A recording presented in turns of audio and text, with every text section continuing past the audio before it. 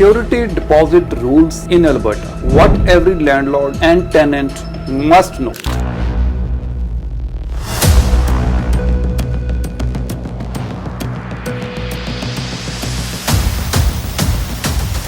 Security deposits, also called damage deposit, are one of the most misunderstood parts of lease in Alberta. Whether you are a landlord or a tenant, you need to know the rules to avoid costly mistakes.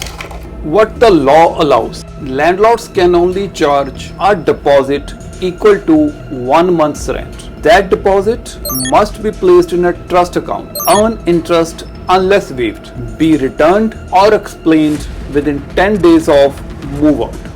What landlords can deduct: permitted deductions include unpaid rent, cleaning beyond reasonable wear, repair for tenant caused damage, but landlords cannot deduct for normal wear and tear, painting after long-term occupancy, upgrades. Tenant protections. Tenants can challenge deductions through the Residential Tenancy Dispute Resolution Services (RTDRS). Landlords should take photos and use checklists to avoid disputes. What if the landlord doesn't return the deposit? Tenants can file a complaint and landlords may face penalties.